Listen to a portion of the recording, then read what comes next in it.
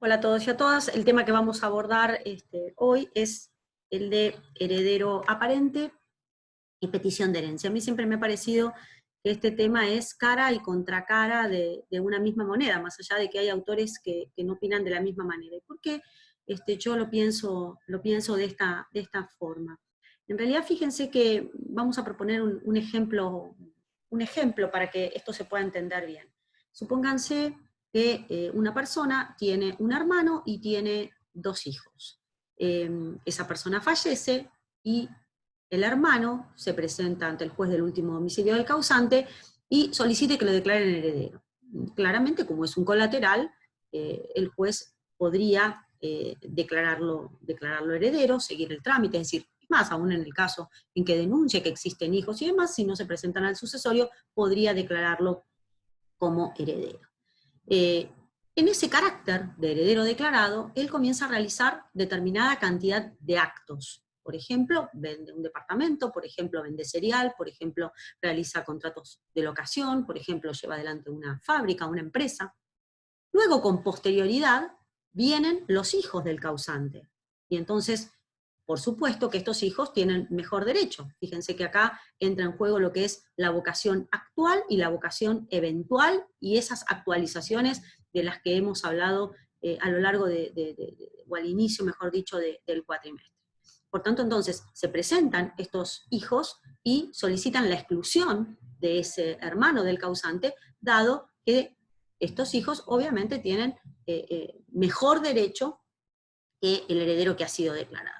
Entonces, mediante la acción de petición de herencia, ¿qué es lo que se va a lograr? Se logra precisamente la exclusión de ese hermano del causante que no tiene el mejor derecho. Y luego, con las reglas del heredero aparente, ¿qué es lo que vamos a regular? La validez o la invalidez de los actos celebrados por este heredero aparente. ¿Quién es el heredero aparente? En el caso de nuestro ejemplo, este hermano del causante, que como ha tenido éxito esa acción de petición de herencia y ha sido desplazado, se convierte a partir de ese momento en un heredero aparente. ¿Por qué heredero aparente? Porque ostenta una calidad que en verdad no la tiene, y por tanto las reglas del heredero aparente lo que van a regular son las relaciones, o la validez, mejor dicho, entre los actos realizados entre el heredero aparente y los terceros, y además la oponibilidad o no, habrá que ver en su caso, de esos actos con relación a los herederos reales, que en nuestro ejemplo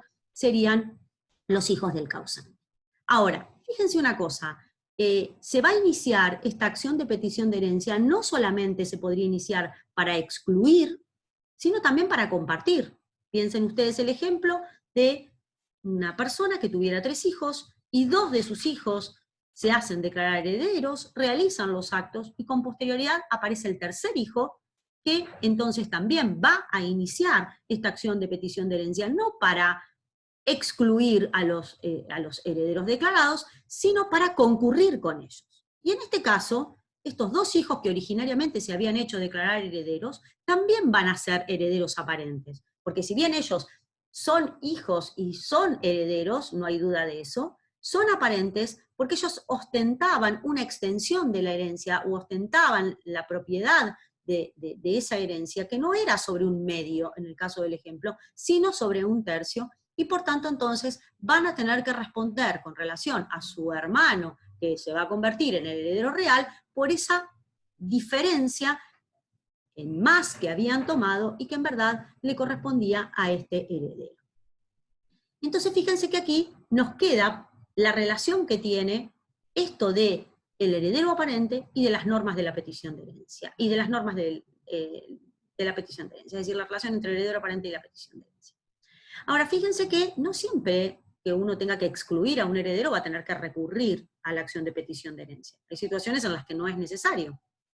Claramente, si en los mismos ejemplos no se hubieran realizado ningún tipo de acto de administración, o no hubiera pasado demasiado tiempo, o no hubiera algún otro conflicto, uno tranquilamente podría presentarse en el juicio sucesorio y solicitar al juez de la sucesión el desplazamiento de los herederos que no tienen el mejor derecho, o en su defecto la concurrencia con herederos, en el caso que habíamos planteado de los hermanos, sin necesidad de acudir a una petición de herencia, pero vamos a tener que acudir a una petición de herencia cuando no, digamos, cuando ese derecho tenga algún grado digamos, yo diría, no sé si la palabra es conflictividad, pero de complicación, que no nos permita, digamos, plantearlo dentro del marco del proceso sucesorio, ¿no? Fíjense que un caso en donde nosotros también podemos hablar de la utilización de una acción de petición de herencia es en el caso de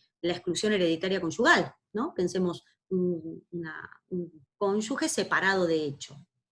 Ese cónyuge separado de hecho se presenta en el sucesorio, tiene la partida de matrimonio y puede ser declarado heredero. Es decir, el juez a priori evalúa la justificación del vínculo y debe declararlo heredero. Y está muy bien que lo declare heredero. Ahora, también, si hay hijos que interpretan digamos, que debe ser excluida, porque está clara que esa separación de hecho obedece a que ya esos cónyuges no llevan adelante una vida en común, o un proyecto de vida en común, entonces deberán iniciar una acción de petición de herencia tendiente a demostrar que hay una separación de hecho en los términos del Código Civil y Comercial de la Nación, y por tanto ese cónyuge que ha sido declarado que tiene esa partida debe ser excluido, y no queda otra opción que discutir o que ventilar esta cuestión dentro del marco de la acción de petición de herencia. Fíjense que si vamos al código, yo les pido que busquen sus códigos, así lo vamos trabajando de manera conjunta. En el artículo 2310 nos habla de la procedencia de la petición de herencia. Fíjense que la norma es muy clara y es muy interesante en cuanto dice que la petición de herencia procede para obtener la entrega total o parcial de la herencia. Recordemos en el ejemplo que habíamos dado, la entrega total sería el ejemplo del hermano del causante, donde es totalmente desplazado por los hijos que tienen un mejor derecho, o parcial, el ejemplo de los dos hermanos que habían sido declarados herederos y viene el tercero a pedir una entrega parcial de la herencia porque, digamos, esos hermanos también tienen derecho, pero no todo el derecho que se han arrogado.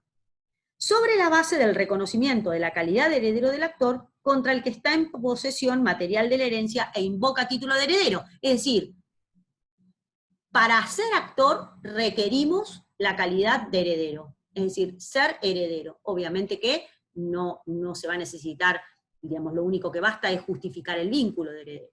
Y para ser demandado, no solamente uno tiene que ser heredero declarado, o quizás puede ocurrir que hasta no declarado, eso después vamos a avanzar más sobre esta cuestión, y además tener la posesión material de la herencia.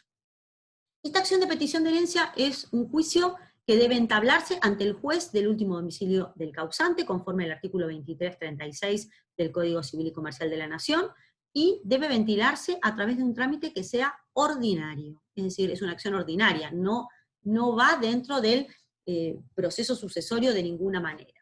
Puede ser iniciada, como ya hemos dicho, por los herederos, pero también por los herederos del heredero, y también por los cesionarios de derechos hereditarios, tienen, a mi modo de ver, posibilidad o legitimación para iniciar esta acción de petición de herencia. No puede iniciarla el Estado. Fíjense que es, digamos, la posibilidad de ser sujeto, digamos, legitimado activo el Estado ha sido, digamos, muchas veces debatido en la doctrina argentina bajo la vigencia del Código derogado. Hoy por hoy a mí me parece claro que no puede ser legitimado activo, porque es muy claro el artículo 2310 que acabamos de plantear. Fíjense que es que puede iniciar la petición de herencia, fíjense que lo dice muy claro, aquel, digamos, sobre la base del reconocimiento de la calidad de heredero del actor, y obviamente que el Estado jamás va a poder tener la calidad de heredero, ni aún en el caso de la sucesión vacante o de la herencia del Estado, porque claramente allí tampoco lo toma como heredero, sino como el derecho que tiene sobre los bienes del Estado. Fíjense que otra cuestión que a mí me parece sumamente importante es lo que tiene que ver con la imprescriptibilidad de la acción, que está planteada por el artículo 2311. Respecto al artículo 2311, plantea que la acción de petición de herencia es imprescriptible, lo cual también esto había dado lugar a mucha discusión doctrinaria, y hoy por hoy quedó resuelta por la norma. Pero esto tiene alguna cuestión que a mí me parece muy importante ponerla de relieve. Fíjense que la norma dice, la petición de herencia es imprescriptible sin perjuicio de la prescripción adquisitiva que pueda operar con relación a las cosas singulares. Esta norma la tenemos que abordar desde dos perspectivas. Primero, no confundir la imprescriptibilidad de la acción con la falta de requisitos de procedencia para poder iniciar la acción. ¿Con esto qué quiero decir? Quiero decir que si nosotros nos remitimos o nos vamos a las normas de la aceptación de la herencia, fíjense que cuando hablamos de la aceptación del derecho de opción, esto ya lo hemos visto, ahí vamos a buscar el artículo, nos plantea que, en el artículo 2288, que el derecho de aceptar la herencia caduca a los 10 años de la apertura de la sucesión y el heredero que no la haya aceptado en ese plazo es tenido por renunciante. Entonces, fíjense que podría presentarse la siguiente situación. Que una persona durante 10 años, contados a partir de la muerte del causante, no se haya expresado sobre si acepta o si renuncia a la herencia.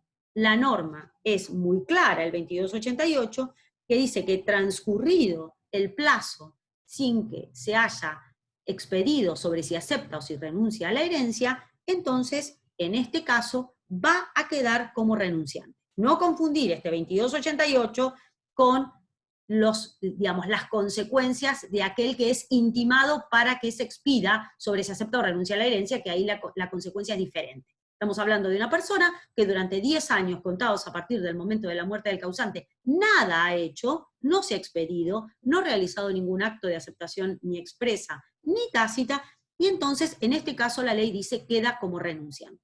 Por tanto, si pretende al año 11 iniciar una acción de petición de herencia, la acción de petición de herencia sigue siendo imprescriptible, pero él no tiene el requisito de procedencia. ¿Por qué? Porque no tiene la calidad de heredero conforme surge del artículo 2310 que recién hablamos. Dijimos que se va a poder iniciar esa petición de herencia sobre la base del reconocimiento de la calidad de heredero del actor. Si transcurrieron más de 10 años que la ley entiende que transcurridos los 10 años es renunciante, ya entonces esa persona no es heredero, y al no ser heredero entonces no puede iniciar la acción de petición de herencia. No es una cuestión de prescriptibilidad o imprescriptibilidad de la acción, sino la falta de un requisito de procedencia para iniciar la acción. Quiere decir entonces que se podrían dar dos situaciones: que una persona acepte la herencia, y a partir de la aceptación de la herencia, por supuesto que la acción es imprescriptible y no va a tener ninguna dificultad de requisito de procedencia de la acción, o en su defecto, que transcurran esos 10 años, o más de 10 años, y por tanto se lo tiene por renunciante, y entonces aquí ya sigue siendo la acción imprescriptible, pero el problema es que él no tiene los requisitos para poder iniciar, dado que la ley lo considera como un heredero renunciante y por tanto entonces, al no ser heredero, no puede iniciar la acción. La segunda cuestión que nosotros debemos plantear tiene que ver con la prescripción adquisitiva, ¿no? Esto de intervertir el título, lo mismo que ocurre en el caso de la partición, y por tanto entonces ese heredero que deja de poseer como heredero, en este caso como heredero aparente, y empieza a poseer como un propietario, y entonces en ese caso ocurre la interversión del título y podrá oponer la prescripción adquisitiva, pero en relación exclusivamente a un bien determinado. Es decir, no va a poder oponer la prescripción adquisitiva de la herencia, sino de un bien determinado concreto. Admitida, fíjense, la petición de herencia, entonces lo que queda es la restitución de los bienes. Fíjense que si nosotros vamos al artículo 2312, dice que admitida la petición de herencia, el heredero aparente, acuerden que es aquel que ha salido perdidoso de la petición de herencia, en el caso de nuestro ejemplo sería claramente el hermano del causante o los dos hermanos que deben aceptar la inclusión como heredero de este tercero que había sido excluido. Dice que admitida la petición de herencia, el heredero aparente debe restituir lo que recibió sin derecho en la sucesión, inclusive las cosas de las que el causante era poseedor y aquellas sobre las cuales ejercía el derecho de retención. Si no es posible la restitución en especie, debe indemnizar los daños. Y acá viene esta última parte que quiero recalcar, que dice que el cesionario de los derechos hereditarios del heredero aparente está equiparado a este en las relaciones con el demandante. Esto es muy importante. ¿Qué es lo que está queriendo decir la norma? Este último párrafo del artículo 23.12. Fíjense que en el caso del ejemplo, vamos al ejemplo del hermano del causante. Si en vez de haberse hecho declarar heredero y realizar actos individuales de bien, digamos, venta individual de un bien, alquilar un departamento y demás, lo que hubiera hecho es haber cedido los derechos hereditarios. Es decir, el heredero aparente cedió los derechos hereditarios. Y entonces, en este caso, el cesionario de derechos hereditarios va a perder esa herencia cedida. ¿Por qué? Porque lo dice la norma. Dice que el cesionario de los derechos hereditarios del heredero aparente está equiparado a este, es decir, al heredero aparente, en las relaciones en el demandante. De allí la complejidad que tiene el contrato de cesión de herencia, que esto lo vamos a ver en el próximo video. Es decir, es un contrato que, si quien no cedió los derechos hereditarios se convirtió en heredero aparente, porque no tenía la totalidad del derecho o porque no tenía directamente el mejor derecho para ser heredero, nosotros como cesionarios de derechos hereditarios debemos devolverle la herencia al heredero real y por tanto nosotros nos quedaría alguna acción de daños o de lo que fuera contra quien nos cedió los derechos hereditarios. Pero al heredero real hay que respetarle esos bienes. Con relación a cuáles son las reglas aplicables, porque digamos, bueno, ¿cómo digamos, una vez que salió exitoso esa acción de petición de herencia y tenemos que devolver, el artículo 23.13 plantea que resulta aplicable las reglas de la reivindicación, y cuando nosotros vamos a ver las reglas de la reivindicación, vemos que a su vez esa norma realiza una nueva remisión y resulta aplicable los artículos 1935 y siguiente, digamos, a los efectos de saber, fíjense cómo plantea el artículo 23.13, en cuanto a las obligaciones del poseedor de buena o mala fe, es decir, considerar si ese heredero aparente ha sido de buena o de mala fe para saber la extensión de lo que debe devolver en cuanto a la apropiación de frutos, a los gastos, a las mejoras, a los productos, a la responsabilidad por pérdidas y deterioros y demás.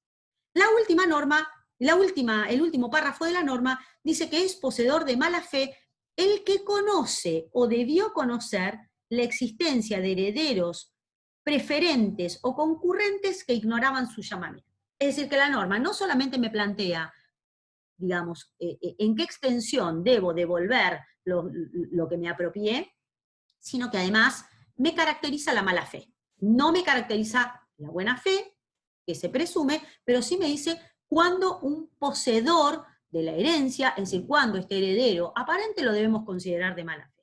Y claramente se plantea la siguiente cuestión: es cuando debió conocer la existencia de herederos preferentes o concurrentes, es la primera cuestión, pero además que ignoraban el llamamiento, es decir, que no sabían esos, digamos, herederos preferentes o concurrentes que la persona había fallecido. Es decir, si yo soy un heredero aparente, para ser digamos, un poseedor de mala fe, no solamente tengo que conocer que aquel, digamos, tiene herederos preferentes o tiene herederos concurrentes, sino que además debe conocer que no se presentaron esos herederos reales a la sucesión porque desconocían la muerte del causante. Es decir, es las dos cuestiones lo que entonces debe validarse para que se convierta al poseedor de mala fe, ¿no? Y esto, de alguna manera, a mí me parece que vuelve un poco también la idea de lo que planteaba el Código de Vélez. Es decir, Vélez decía, la inacción del pariente más próximo, no lo hace de mala fe. Es decir, si yo inicio la sucesión, declaro que a mi hermano como heredero, lo notifico a mi hermano como, digamos, como que he iniciado la sucesión, pasa el plazo que estipula el Código Civil y Comercial de la Nación para que se presente, y no se presenta, y a mí me declaran heredera, yo puedo vender los bienes y demás. Él con posterioridad va a tener que iniciar una petición de herencia, no porque no pueda ingresar y modificar la declaratoria de heredero, sino porque lo que va a querer es que yo le devuelva los frutos que me apropié, digamos, el dinero del departamento que vendí, etcétera, etcétera. Y entonces resulta evidente que yo soy de buena fe. ¿Por qué? Porque si bien yo sabía que existían otros herederos, pero esos herederos no ignoraban la muerte del causante.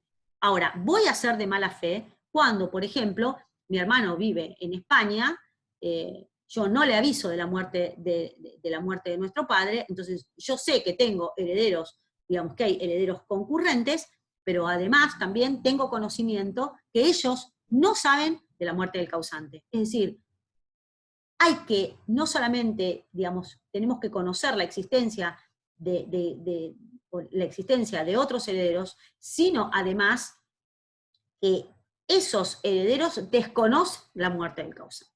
Esto me parece que es un dato sumamente importante. Fíjense que volvemos otra vez a leer la última parte del 23.13, que a mí me parece para resaltar. Es poseedor de mala fe el que conoce o debió conocer la existencia de herederos preferentes o concurrentes, caso de el tío conocía que tenía hijos y además que esos hijos desconocían de la muerte del causante, o concurrentes, el caso del hermano, que ignoraban su llamamiento. Su llamamiento tiene que ver con la muerte del causante.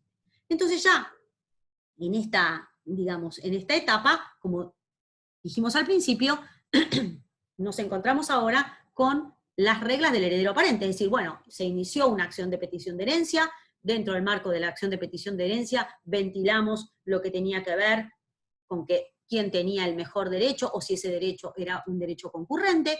Vamos a discutir sobre si existe buena o mala fe entre el poseedor de la herencia para saber la extensión de lo que se reclama, pero también ahora surge la cuestión que tiene que ver con las relaciones del heredero aparente con terceros y la oponibilidad con relación al heredero real.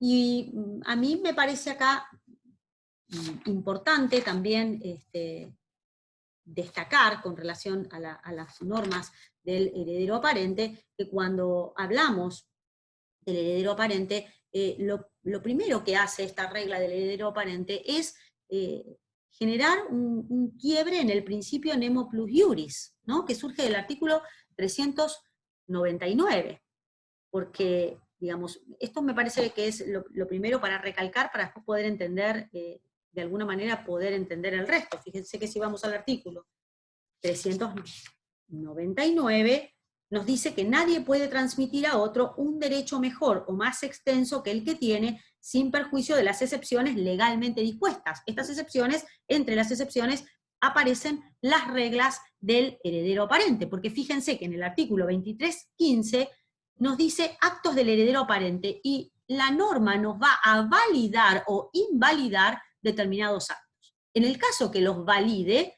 aquí es donde se pone, que yo les digo, entra o pone en crisis este artículo 399 o el principio de nemo plus iuris. Y fíjense que el artículo 23.15 nos dice que son válidos los actos de administración del heredero aparente realizados hasta la notificación de la demanda de petición de herencia, excepto que haya habido mala fe suya y del tercero con quien contrató. Es decir, que hasta la notificación de la demanda, los actos realizados por el heredero aparente con terceros, los actos de administración realizados con el heredero aparente, del heredero aparente con terceros son válidos. Es decir, si el heredero aparente alquila un departamento, ese acto va a ser válido hasta la notificación de la petición de herencia.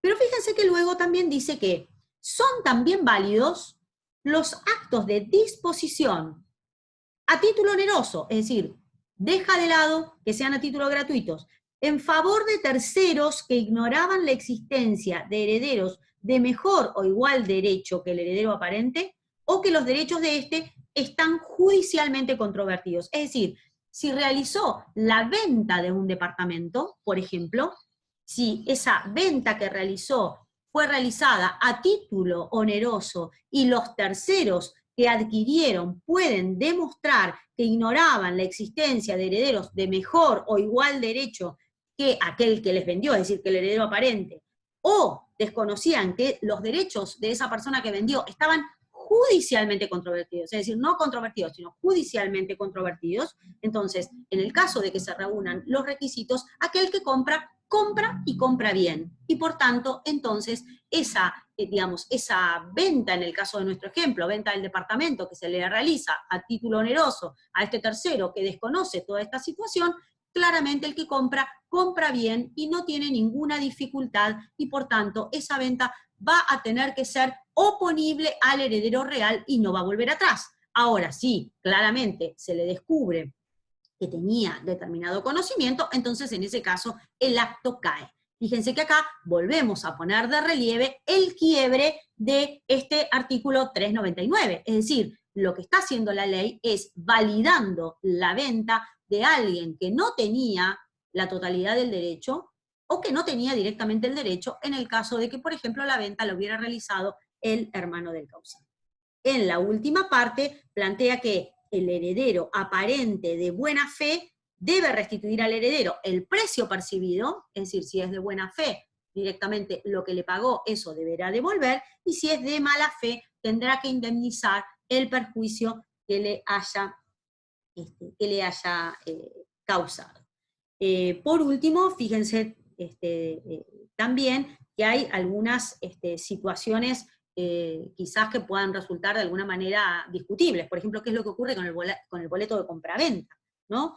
Y a mí me parece que conforme la regulación del artículo 1170 y 1171, el boleto de compraventa tiene que quedar amparado y quedar incluido dentro de los actos válidos o los actos que valida el código en esta norma que acabé de leer, ¿no? Son también válidos los actos de disposición a título oneroso, es decir, a mí me parece que no es necesario que tenga que realizarse una escritura pública para validar. Esto también es opinable, hay muchos autores que no opinan de la misma manera. Lo mismo va a ocurrir con los bienes muebles registrables, que me parece que uno debe recurrir al artículo 1895. Y, por otro lado, también es bueno destacar el artículo 2314, porque fíjense que cuando habla de los derechos del heredero aparente, dice que si el heredero aparente satisface obligaciones del causante con bienes que no provenían de la herencia, claramente entonces tiene derecho a que a ese dinero le sea reembolsado. Bueno, espero que esta clase les haya sido útil y bueno, cualquier inquietud se puede canalizar a través del correo de la carta. Muchísimas gracias.